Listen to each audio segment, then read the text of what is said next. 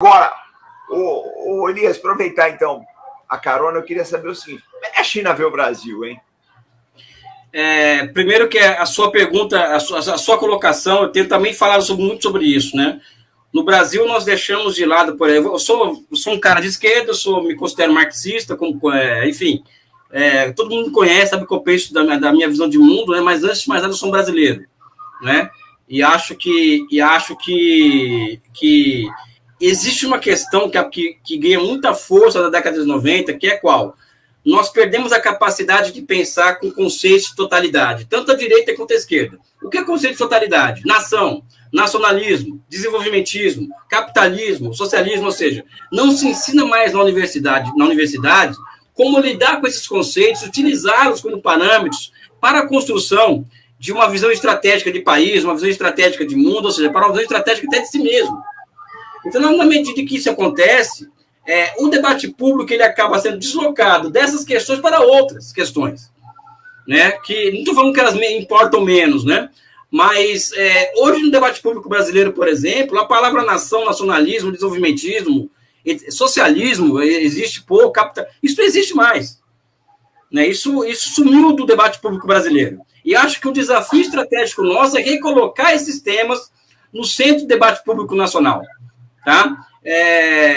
E eu vejo, evidentemente, que um dos grandes problemas da esquerda brasileira, que é o meu campo político, como me coloco, é o quê? É a falta de pessoas, é um déficit de pensamento estratégico muito grande,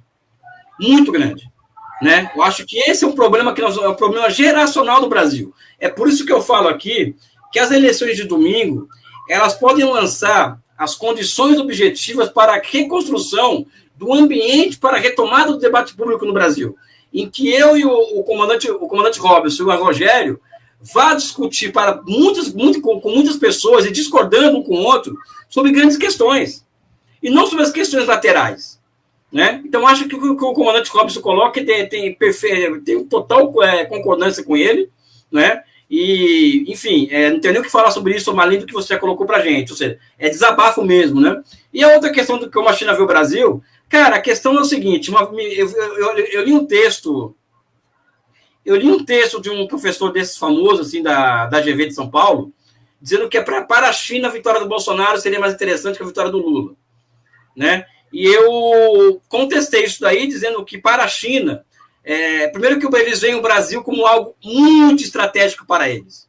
E o segundo é que para os chineses, ter um Brasil enfraquecido em uma região do mundo altamente estratégica, que é o Cone Sul, é muito ruim para os chineses. Né? Ou seja, porque o Brasil enfraquecido, o Brasil aqui discutindo se é vermelho, se é rosa, se é azul, se é urna eletrônica, né? Ou seja, essas questões. E um Brasil que está se desfazendo amplamente do seu parque público, ou seja, o governo Bolsonaro vendeu, ele privatizou 240 bilhões de reais de ativos públicos, ele está desmontando completamente a Petrobras, né? Esse Brasil não interessa para a China. Esse que é o X da questão. Um país enfraquecido, com tecido social esgarçado, com 30 milhões de pessoas passando fome, com 60 milhões de pessoas desalentadas, esse Brasil não interessa para a China.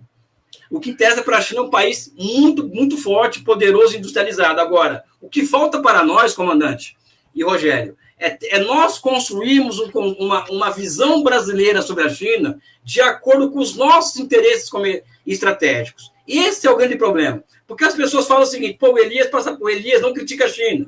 O Elias é amigo da China. Não, pessoal, eu sou brasileiro. Eu acho que as relações que o Brasil mantém com a China comerciais são relações coloniais. E eu me oponho a elas dessa forma que ela é colocada.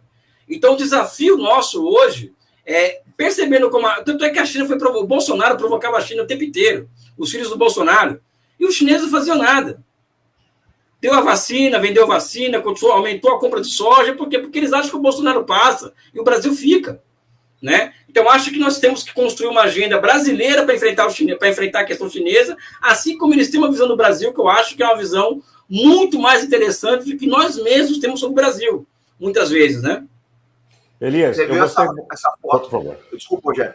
Só para falar, essa foto que o Rogério colocou aí é de 75 ou 76.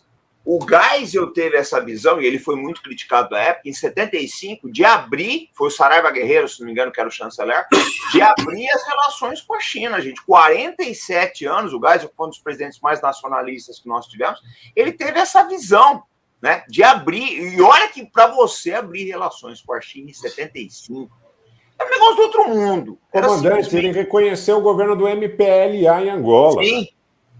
Não, ele era fora de série, Rogério. O Geisel estava à frente do tempo dele.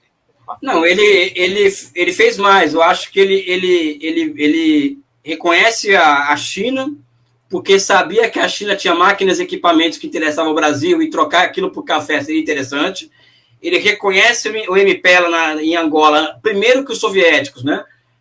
Porque ele sabia que ele foi presidente da Petrobras, que Angola tinha grandes reservas de petróleo, e o petróleo era um problema na nossa balança comercial. Ele sabia que o Brasil tinha empresas no setor de construção civil, e ele poderia lançar as bases de um planejamento do nosso comércio exterior de forma que o Brasil trocasse obras públicas em Angola por petróleo angolano, ao mesmo tempo em que ele tinha uma política, uma relações comerciais cada vez maiores com a Alemanha Oriental. Ou seja, o Brasil trocava máquina por café com a Alemanha Oriental.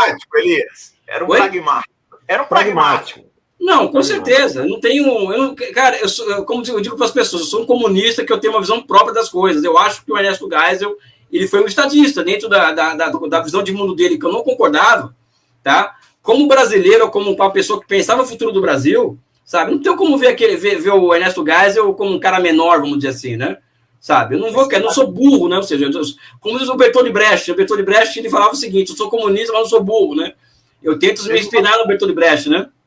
Contar a história curta aqui, eu vou devolver para você, Rogério, só contar a história curta do Geisel, a visão dele de vida, de humanidade. Tem uma história que pouca gente sabe. O Geisel, na escola militar, ele era da turma do Agildo Barata, pai do Agildo Ribeiro, comediante. E o Agildo Barata é um comunista, você conhece a história, é um comunista notório, todo mundo sabe. E ele saiu do exército, etc. Você sabe que o Geisel e a turma dele, eles ajudaram o Agildo até o final da vida, eles ajudavam financeiramente, o Agildo estava com muitas dificuldades de vida. Mas ele conta isso na biografia dele, que eles ajudaram o Agildo até o final da vida. Então é uma coisa que pouca gente sabe, né? Essa visão de Brasil que o Geisel tinha, um descendente de alemães, mas eu acho que poucos brasileiros amaram e entenderam tanto, né, as nossas idiosincrasias, como o falecido general Geisel. Desculpa aí roubar o teu tempo, Rogério, tá contigo. Não, por favor, é interessantíssimo isso, porque o comandante está trazendo, e o Elias também trouxe na análise do Geisel, a centralidade da questão nacional. Eu tive, por experiência própria, muito convívio com o setor petroquímico no período que antecedeu a Lava Jato, porque eu também tive uma indústria de transformação de termoplásticos. Então, eu sei o que aconteceu com o crescimento da Braskem como player global, os interesses que foram confrontados, o tamanho das represálias que aconteceram no momento que a Braskem, como uma empresa brasileira, que não fazia parte do rol dos grandes players da petroquímica internacional, passou a atuar no mercado de Angola, no mercado de Moçambique, no mercado da Europa Oriental, no mercado da América Central. O que esses grandes players que se sentiram, de alguma forma, prejudicados, fizeram para prejudicar os interesses da Braskem? Eu não estou julgando e também não estou defendendo o Odebrecht, não estou dizendo se tinha ou não tinha corrupção, se houve problema ou não houve problema na aquisição da Triunfo. A questão não é essa. Outro dia até um amigo me suscitou essa questão no Twitter. Eu acho que esse tipo de debate ele não deve ser feito ad hominem, e ele também não deve ser feito de maneira tão pontual a ponto de que nós não tenhamos em vista o interesse nacional e o interesse da questão da centralidade da questão nacional, que vem à frente da questão das divergências. E uma coisa que eu queria chamar a atenção, Elias fez uma postagem, comandante, não sei se você teve a oportunidade de ver, falando sobre o fato da polêmica que geraria a presença dele na live conosco. Eu acho o seguinte, que tanto a crítica que alguns setores possam fazer à presença do Elias conosco, que venha de alguém da nossa audiência, como a crítica que venha do público que acompanha o Elias mais cotidianamente em relação a essa interação, muito honestamente, é gente que talvez por inocência, talvez por ingenuidade, está comprando um marco de gente que não gosta do Brasil. Então, a questão da centralidade do Brasil como ponto de referência em relação a todos os debates, o Elias trouxe uma coisa magnífica, não esqueço mais, Elias. Essa China que você disse, que as pessoas debatem e constroem uma solução consensual a partir de divergência, era a maneira com que eu entendia, na minha época de escola, de ginásio, de faculdade, as divergências políticas com os meus amigos. Tenho grandes amigos que pensam diametralmente diferente nas questões políticas.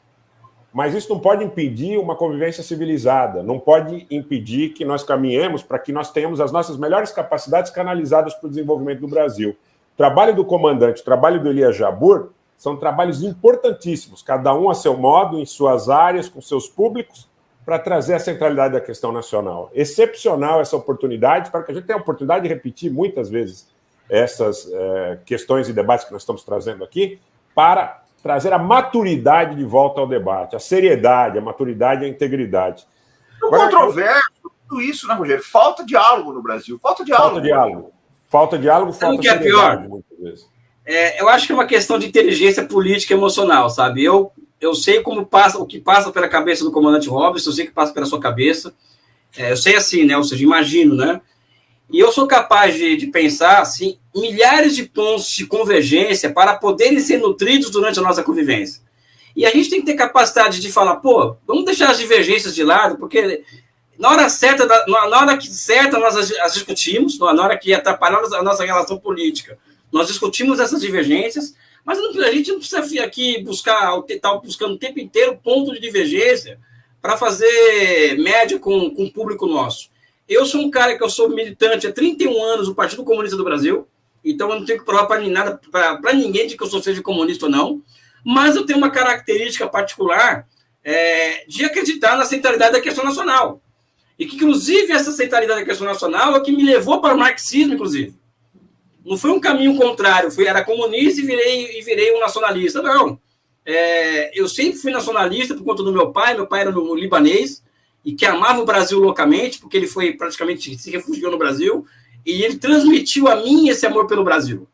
E ao transmitir esse amor ao Brasil para mim, que é um libanês, ele criou as condições para que eu encontrasse no marxismo, ou seja, na luta anti-imperialista, na luta anticolonial, que já é o Lênin, no caso, um sentido histórico para eu começar a pensar o mundo com uma lente mais clara das coisas, né? Ou seja, isso não me impede de discutir com quem não concorda comigo 100%. Então, eu não tenho que provar nada para ninguém. Eu venho aqui mais para aprender com o Robson, com o comandante Robson, com o Rogério, que outra coisa, né?